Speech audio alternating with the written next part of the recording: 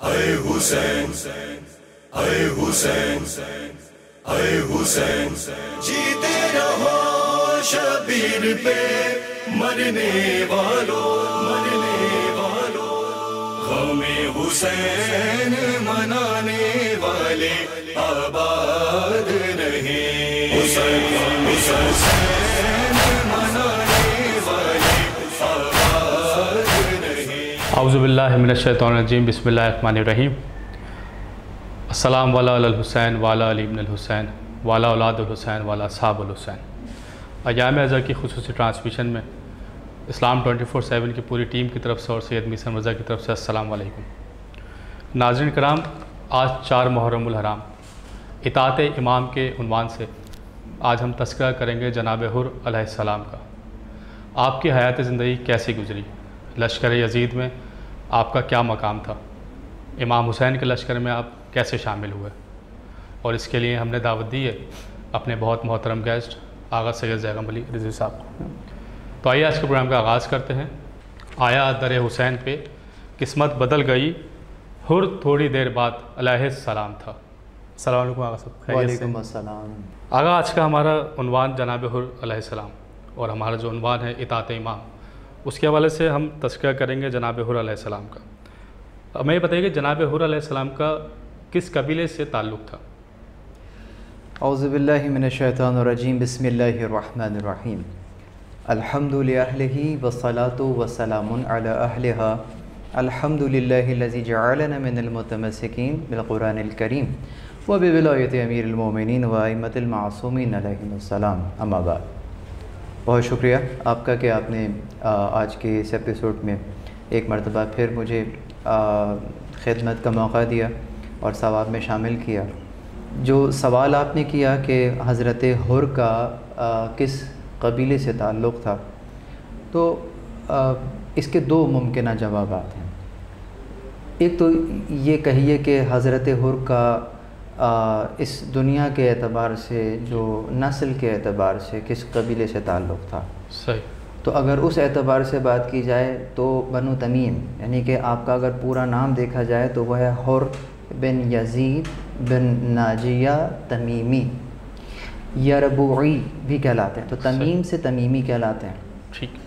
रियाह बिन यरबु बिन हंजला की औलाद से ये कबीला जो है वो नज़र आता है हमें। यूँ कह लीजिए कि इनका जो ख़ानदान है वो यहाँ तक कि इस्लाम से पहले भी, यानी कि जब दौर जाहिलियत में भी अगर देखते हैं तो इनका ख़ानदान बुज़ुर्ग गिना जाता था। बुज़ुर्ग ख़ानदानों से में से इनका शुमार इल्मी शख्सियत बुज़ुर्गी यकीनन कुछ औसाफ़ को देखती है, बुर्दबारी होती है, उनके अखलाक और उनका किरदार जो उस ज़माने में था तो ये उस ज़माने में भी बुर्दबार तस्वुर किए जाते थे। ये तो इसका बहुत सादा सा जवाब है कि जो कि आप किसी गैर मुस्लिम से भी पूछें जो थोड़ा बहुत भी हज़रत हुर के बारे में जानता होगा तो ये जवाब आपको वहाँ से भी मिल जाएगा। लेकिन अगर हम यूँ देखें कि हज़रत हुर का किस कबीले से ताल्लुक़ था, सही, तो हज़रत हुर का कबीला हक़ व सदाक़त से ताल्लुक़ था। वाह, सुभान अल्लाह, सुभान अल्लाह। कि जब उन्होंने इस कबीले को में आए हैं, दाखिल हुए हैं, तो फिर उनकी नज़र में दुनियावी मकाम, जाओ हशम, माल व दौलत, इसकी कोई वक़्त नहीं रही, और उनके नज़र में फ़कत और फ़कत हक़ और सदाक़त उनके नज़र में रही, उनके शामिल हाल रही। और उन्होंने एक लम्हा भी देर नहीं की, जैसा कि भी आपने कहा कि एक लम्हे में लानअल्लाह से अलैहिस्सलाम हो गए। और हमारी इन एपिसोड्स का जो पैगाम है इताअत इमाम के उन्वान से वो भी यही है कि उसको इस अंदाज़ से देखिए कि वो फ़िक्र, वो तफ़क्कुर कि जिसका नतीजा इमाम ज़मान से मुलाकात की सूरत में निकले, आपको अलैहिस्सलाम बना सकता है। सुभान अल्लाह, सुभान अल्लाह। हुर अलैहिस्सलातु वस्सलाम ने जिस तरीक़े से एक रात को तफ़क्कुर और तदब्बुर किया और अपना मुहासबा किया, यहाँ मुहासबे का भी बहुत अहम फैक्टर है कि इस मुहासबे के बाद जो है इंसान चाहे किसी भी मामले में हो अपना सेल्फ़ एनालिसिस करे और नताइज से जिसे कहते हैं कि बग़ैर डरे हुए खुले दिल के साथ उस मामले को एनालिसिस करें और फिर उसका नतीजा यकीनन हमने देखा कि हुर अल्लाह से अलैहिस्सलाम।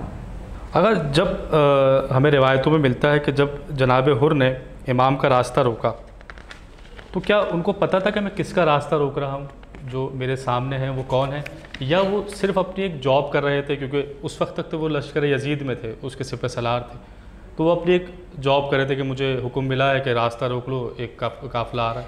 जी हाँ, आपने जैसे इब्तिदा में भी अर्ज़ किया, हज़रत हुर का ताल्लुक़ फ़ौज से है। आप एक दस्ते के सिपह सालार भी हैं, 1000 लोगों का एक दस्ता है, उसके आप सिपह सालार हैं। तो एक फ़ौजी का काम क्या होता है? सरहदों की हिफाजत, मुल्क की हिफाजत, इस्लामी हुकूमत की हिफाजत। तो हमने ये देखा कि हज़रत हुर का हुकूमत के मामलात से ताल्लुक़ नहीं था, जिसे आप सियासत कहते हैं, जिसे आप हुकूमती मामलात कहते हैं, हुर का इससे ताल्लुक़ नहीं है। हुर एक फ़ौजी हैं और सरहदों पर हैं, जंग से, नेज़े, तलवार, ढाल, इससे उनका ताल्लुक़ है। इमाम हुसैन अलैहिस्सलाम का मकाम उनके पास मौजूद है, यहाँ तक कि जब उन्होंने रास्ता रोका भी है तो कुछ मकाले में हमें इस अंदाज़ के नज़र आते हैं कि चूँकि वो हुर हैं, उन्होंने एक लश्कर के सरदार की हैसियत से वो सामने मौजूद हैं। तो उन्होंने जब इमाम के फ़रस की लजाम को थामा और रोका है रास्ता, तो इमाम ने एक जुमला इरशाद फरमाया कि तेरी माँ तेरे गम में बैठे। ये अरबों में एक जुमला राइज होता था कि यानी कि तुम मर जाओ, मरने की दुआ देना इस अंदाज से दिया जाता था। तो पलट के हुर ने जो जवाब दिया वो इस अंदाज से दिया कि आपने तो मेरी माँ का तज़किरा कर लिया, लेकिन मैं क्या कर सकता हूँ कि आप तो उनकी औलाद हैं कि बग़ैर वज़ू उनका नाम नहीं लिया जा सकता। यानी कि वो जानते थे, हज़रत हुर मकाम को जानते हैं, हज़रत हुर उनके हैसियत को जानते हैं, लेकिन उनके ज़िम्मे काम क्या था, वजीफ़ा क्या था? वजीफ़ा जंग करना नहीं था। इमाम हुसैन जंग करने नहीं आए, वो इमाम हुसैन को उबैदुल्लाह इब्न ज़ियाद से के पास लेकर जाना चाहते हैं। यानी उनको जो टास्क असाइन हुआ है वो यही है कि इमाम को लो और मेरे पास ले आओ, सही, बस इतना काम करना चाहते हैं। तो बहरहाल जंग करने का उनका कतई इरादा नहीं था, उनको सिर्फ इमाम को इब्न ज़ियाद के दरबार तक लेके जाना था। सही। और यहीं से जो रिवायतों में मिलता है कि यहीं से फिर एक डिसाइड ये हुआ कि काफ़िला करबला की तरफ रवाना। देखें, नहीं एग्जैक्ट इस जगह नहीं हुआ, ये शराफ का मकाम है जहाँ पर ये वाक़यात हुए हैं। शराफ में तकरीबन 1000, जब हुर का लश्कर आया है तो बहुत प्यासा भी है, पानी नहीं था उसके पास। इमाम अलैहिस्सलातु वस्सलाम ने जो पानी का ज़ख़ीरा किया था उसको पेश कर दिया गया, हुर के तमाम लश्कर वालों को पानी पिलाया गया, यहाँ तक कि उनके घोड़ों को भी पानी पिलाया गया। और जब पानी पिलाकर हटने लगे तो रोका इमाम ने कि नहीं, घोड़ा एक वक्त में सैराब नहीं होता है, 3 से 5 मरतबा जो है वो पानी पीता है। तो उतना पानी जो है वो उन्हें पिलाया गया। और एक रिवायत के अंदर कि हुर को ख़ुद इमाम हुसैन अलैहिस्सलाम ने अपने हाथ से पानी पिलाया है। उसके बाद जब ये लोग पानी वानी पी चुकते हैं, नमाज का वक्त होता है। अब जब नमाज का वक्त हुआ तो इमाम ने पूछा कि तुम नमाज कहाँ अदा करोगे? तो कहा नमाज तो आप ही के इक़्तिदा में अदा होगी। तो हुर ने अपने साथियों समेत इमाम की इक़्तिदा में नमाज़ पढ़ी है। नमाज़ पढ़ना यानी कि पेश इमाम को सामने रखा है, यानी कि क्या क़द्र और मंजिलत फ़जीलत सब पर आश्कार है। तो ऐसा नहीं था कि कोई इमाम हुसैन अलैहिस्सलाम को जानता नहीं था, लेकिन बहरहाल चूँकि फ़ौजी हैं उनका अलग अंदाज़ होता है, उनको फ़कत हाकिम के पास इमाम को लेकर जाना ये उनकी ज़िम्मेदारी थी। इताअत इमाम का तो यहीं से स्टार्ट हो गया कि नमाज़ पढ़ी आप। हाँ, मतलब वो मामलात की नज़ाकत को इस हद तक नहीं समझ पाए थे कि इमाम को कत्ल जो है, यानी कि इमाम जो है वो कत्ल कर दिए जाएंगे, उनसे जंग की जाएगी। अगरचे जैसे जैसे हालात आगे बदलते गए और हुर के पास जो है वो मैसेजेस भी आते रहे, यहाँ तक कि कुछ जवासीस जो हुर पर भी नज़र रखे हुए थे वो भी आए जी। तो उनको अंदाज़ा हुआ कि मामलात काफ़ी पेचीदा हो रहे हैं और उन्होंने इमाम को गाहे बगाहे बयान भी किया कि अगर आप अपनी इस रविश से पीछे नहीं हटते हैं तो नतीजे में यकीनन आप कत्ल हो जाएंगे, आप अपनी जान बचाइए। उसने 12 इमाम को ये बात बयान की है, लेकिन बहरहाल इमाम ने पलट कर हुर से कहा कि उसकी बारगाह में, एक मफ़हूम बयान कर रहा हूँ कि खुदा की राह के अंदर मौत से क्या घबराना। तो ये चीज़ें हुर के जहन में मौजूद हैं। नाज़रीन, हमारा एक ब्रेक का वक्त हो जाता है। ब्रेक के वापस आने के बाद हम अपने डिस्कशन को यहीं से कंटिन्यू करेंगे। अस्सलाम वालेकुम। जीते रहो शबीर पे मरने वालों, जीते रहो शबीर पे मरने वालों। अस्सलाम वालेकुम नाज़रीन, सिलसिला कलाम को वहीं से जोड़ते हैं जहाँ से मुनक़ता हुआ था। आगे फिर हमें ये भी बताइए कि क्या हुर अलैहिस्सलाम वाकई पशेमान थे जो उन्होंने जब इमाम हुसैन का रास्ता रोका था, और वो जब शब आशूर इमाम के लश्कर में शामिल हुए तो वो जो 9 दिन उन्होंने गुजारे, जब करबला आप आ गए, और करबला पहली मुहर्रम से लेके 9 मुहर्रम तक अगर हम बोले कि हुर के 9 दिन वो कैसे गुजारे उन्होंने? जी हाँ, मकातिल बयान करते हैं कि इन दिनों में हुर बहुत मुस्तरब हैं और बहुत परेशान हैं। जो वक्त गुज़र रहा है वो इमाम अलैहिस्सलातु वस्सलाम को तन्हा होते हुए न सिर्फ दर्क कर रहे हैं, उसके अंजाम से भी बखूबी आगाह हैं और देख रहे हैं कि खानवादा रसूल के साथ ये क्या हो रहा है। ये चीज़ इनके जो जहन में है वो चल रही है। यहाँ तक कि ख़ुद हुर के लश्कर में ही कहा गया हुर से, यानी कि यजीद के फ़ौज के अंदर लोगों ने कि हुर तुम तो बहुत बहादुर हो और तुम इतने से लोगों से घबरा रहे हो। मतलब वहाँ पर ये विज़न, ये इदराक नहीं था कि हुर की परेशानी की वजह क्या है। सही। हुर की परेशानी की वजह अफराद का ज़्यादा या कम होना नहीं है। हुर कैफियत को जो है देख रहे हैं कि है कौन सामने, किसके मुकाबले पे खड़े हो गए हैं। कि अगर एक शख्स, यानी कि अगर इमाम हुसैन अलैहिस्सलाम लश्कर के साथ ना भी होते और फ़कत एक इमाम हुसैन ही नहीं होते तो हुर की परेशानी में कोई कमी नहीं होती। मतलब बात कम या ज़्यादा की नहीं है, बात यह है कि आप किसके मुकाबले पे खड़े हो गए। और यही जुमला हमें शब आशूर मिलता है, यानी कि जो जिसे कहते हैं जो ताबूत में आखिरी कील थी, जहाँ पर जो टर्निंग पॉइंट था हुर का, वो यही है कि जब हुसैन अलैहिस्सलाम के खैमे से अल-आतश की आवाज़ बुलंद हो रही है। हुर अपने खैमे में टहल रहे थे उस वक्त, और जब बहुत टहल रहे हैं तो पूछा गया कि तुम इतने मुस्तरब क्यों हो। तो फिर वो उनको खैमे में लेकर अपने पुश्त पर लेके जाते हैं और कहते हैं ज़रा सुनो। अब ये आवाज़ें सुन रहे हैं अल-आतश, क्या कहा ये आले रसूल है, या रसूल अल्लाह के घर वाले हैं, क्या जवाब देंगे हम क़यामत में। ये टर्निंग पॉइंट आया और फिर उन्होंने फ़ैसला किया कि बस ग़ुलाम को आज़ाद किया और जाना चाहते हैं। तो ग़ुलाम भी फिर पीछे हुआ कि जब जन्नत की तरफ जा रहे हैं तो मुझे छोड़ रहे हैं। सही। बेटा भी साथ हो लिया, तो हुर का बेटा, हुर का ग़ुलाम, ये लोग फिर इमाम हुसैन अलैहिस्सलाम के खैमे में दाखिल हुए हैं। यहाँ मैं अपने नाज़रीन को एक पैगाम देना चाहूँगा, यानी कि ये हुर का जो सफ़र है वो एक खैमे से दूसरे खैमे तक का सफ़र नहीं है। हुर का सफ़र फ़कत उस वक्त शुरू नहीं हुआ है, हुर का सफ़र तो उसी वक्त शुरू हो गया था कि जब पहले रोज़ शराफ़ के मुकाम पर उसने इमाम हुसैन अलैहिस्सलाम की ज़ियारत की।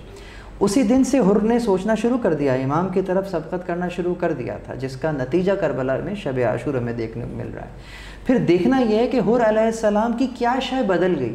सही। मेरा जुमला ज़ाया ना जाए। हुर क्या कलिमा जो पढ़ रहे थे बदल गया? क्या नमाज पहले नहीं पढ़ रहे थे बाद में पढ़ना शुरू कर दी? सब कुछ तो वैसा ही है, बदला क्या है ये काबिल गौर है। हुर कलिमा तो पढ़ रहे थे ला इलाहा इल्लल्लाह मुहम्मद रसूलुल्लाह, लेकिन इस कलिमे की कैफियत बदल गई।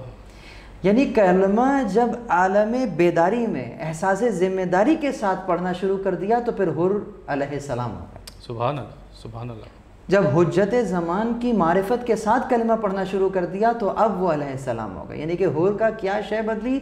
कलिमा नहीं बदला, कैफियत नफ्स बदल गई। हुर के नफ्स में जो कलिमे की जज़ाबियत थी वो इस कदर बढ़ी कि उसने इस कलिमे को अपने नफ्स में जज़्ब किया, इमाम ज़मान को दर्क किया, महफूज किया, मारिफत हासिल की, अब कलमा पढ़ा, ये शय बदल गई। तो जो लोग कहते हैं कि कलमा उधर भी था, कलमा इधर भी है, नमाज उधर भी थी इधर भी थी, ना, इसमें फ़र्क ये है कि वहाँ नमाज मौजूद है, रूह नमाज मौजूद नहीं है। तो हुर ने नमाज के साथ रूह नमाज को भी हासिल कर लिया जो इमाम हुसैन अलैहिस्सलाम थे। तो आगे फिर हमें, जैसे भी आपने फरमाया कि हुर मुस्तरब थे और ये जो हुर के 9 दिन गुजरे बहुत परेशान थे, तो शब आशूर हमें तारीख़ में ये जुमले भी मिलते हैं रिवायतों में कि हुर अलैहिस्सलाम ने उमर साद से पूछा था कि क्या सुबह वाकई जंग होगी। इसका मतलब आपको यकीन नहीं था, आप ये समझ रहे थे कि हाँ बस ऐसे ही रोका हुआ है, जंग नहीं होगी। देखिए, कुछ चीज़ें ऐसी होती हैं कि इंसान कबूल करना नहीं चाह रहा होता, नज़र आ रहा है, जिसे कहते हैं कि तस्दीक़ अक़ली तो है लेकिन तस्दीक़ क़ल्बी नहीं है। ये इस्तिलाहात जो हैं वो इस्तेमाल होती हैं। अक़ल कह रही है सब कुछ होगा, लेकिन दिल नहीं मान रहा है।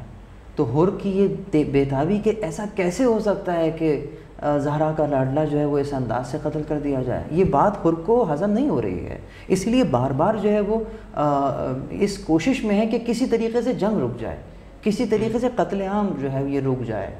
लेकिन जब हुर ने ये देख लिया कि नहीं, अब तो सुबह जंग होनी ही होनी है, अब हुर को फ़ैसला करना है। अब यहाँ पर यकीनन जो इस खैमे में है वो इस खैमे में है, जो उस खैमे में है।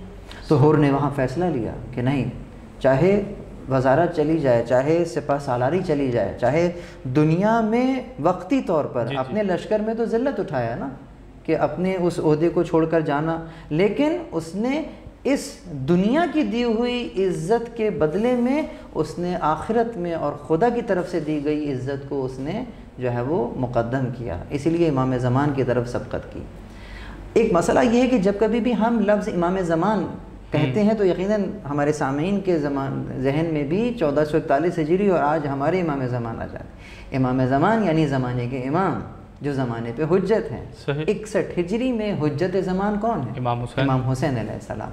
यानी कि हुर ने अपने ज़माने के इमाम की जब मारिफत हासिल कर ली और उनके हक़ को पहचान लिया कि इनके साथ ये सलूक इंतहाई नामुनासिब है, तो यकीनन हुर जो है वो उस खैमे से इस खैमे के अंदर तशरीफ़ ले आए और आपको सनद मिली कि हुर तुम दुनिया में भी आज़ाद थे, आखिरत में भी तुम आज़ाद हो। यानी कि दुनिया में आज़ाद थे का क्या मतलब है? यानी तुम्हें यजीद की जो हुकूमत है, जो उसका तुम्हें दिया गया ओहदा है या जो तुम्हें ज़ाहिरी मुकाम मिला है, कुछ भी तुम्हारे पैर की ज़ंजीर नहीं बना। इसी को आज़ाद कहते हैं। यही मानवी आज़ादी है कि जो कि हमें हर तरह की क़ैदो बंद से, कि जो हमें हुज्जत ज़मान तक पहुँचने के लिए रोक रहा है, ये ग़ुलामी है। हम कहीं ना कहीं किसी जगह ग़ुलाम होते हैं। जो हम इमाम ज़मान तक या दीन खुदा तक सबक़त नहीं कर पा रहे होते कुछ ज़ंजीरों की वजह से, उन ज़ंजीरों को जब तक नहीं तोड़ेंगे खुद हम और आप आज़ाद नहीं होंगे। ए हुर, तू आज़ाद था दुनिया में भी और आखिरत में। जनाब हुर अलैहिस्सलाम की शहादत का दिन है आज, तो वैसे मुनासबत के एतबार से 4 मुहर्रम में 2 जुमले अगर आप शहादत के हवाले से। मैं आपके उसी तीसरे सवाल से ही तबरुक लेते हुए चौथे सवाल की तरफ चला जाता हूँ। हुर की जो इस्तराब की कैफियत है और पशेमानी की कैफियत है, आपने ये सवाल भी मुझसे किया था, गालिबन शायद दूसरा सवाल था, ये कैफियत आखिर वक्त तक रही है। यानी कि जब हुर ने तौबा आपकी कबूल हुई है और उसके बाद आपने ही सबसे पहले इज़्न जिहाद तलब किया है जब शुरू हुआ, तो उसके बाद आप जब ये तौबा का मामला तय पा गया यहाँ पर, तो हुर ने रिक्वेस्ट की, ख्वाहिश ज़ाहिर की कि मैं अहले हरम से भी माफ़ी मांगना चाहता हूँ। क्यों? इसलिए कि जब मैंने आपका रास्ता रोका था तो मेरी आवाज़ बुलंद हो गई और इससे जो है वो कहीं उनके दिल दहल गए होंगे। तो मैंने वहाँ पे जाके जो है मैं माफ़ी मांगना चाहता हूँ। तो खैमे पे जहाँ सैदानियों के खैमे हैं उसके बाहर हुर ने माफ़ी मांगी है। तो बहरहाल रिवायात तवील हैं, आपको वहाँ से सलाम भी किया गया, आपकी तौबा को कबूल किया गया वहाँ से, जिसके ऊपर आप जो है मुस्तरब हुए, आप रोए हैं, गिरिया किया आपने कि अब ये वक्त आ गया है। उसके बाद फिर आप जो है वो जिहाद के लिए तरफ चलते हैं। बस आखिरी जुमला कहूँगा, हुर की मुसीबत बड़ी है, हुर की सिफारिश भी बड़ी है कि वाक़यात आपके जहन में है, रुमान का बहाना बाला। लेकिन हुर की एक मुसीबत है जो कि हुर नहीं देख सके। वो क्या है? वो यकीनन जब हुर से पहले हुर का बेटा गया है ना, तो हुर ने पहले बेटे को भेजा था कि तुम जाओ, उसके बाद फिर मैं। लेकिन जब हुर का बेटे की आवाज़ आई है कि मेरी मदद को आइए, जब हुर अपने बेटे की लाश पर पहुँचे हैं तो क्या मंज़र क्या देखा है कि इमाम हुसैन पहले बेटे की लाश पे मौजूद है। अल्लाहु अकबर। बस जब हम ये देखते हैं तो फिर हमें इमाम हुसैन अलैहिस्सलाम याद आता है कि यकीनन आपके हुर, आप अजीम हैं कि आपको ये सदमा अकेले बर्दाश्त नहीं करना पड़ा। लेकिन मौला हुसैन, परवरदिगार से दुआ है कि हमें इन मतालिब को समझने की तौफीक इनायत फरमाए और हमें इस गम के अलावा कोई गम ना दे। आमीन। नाज़रीन का अयाम अज़ा के दिन है और प्रोग्राम का वक्त हमारे पास बहुत महदूद है। हम दुआ गो हैं जनाब सैयदा की बारगाह में कि हमारी ये इबादत कबूल करें। अपने होस्ट सैयद मिसर मज़हर को इजाज़त दीजिए। अस्सलाम वालेकुम।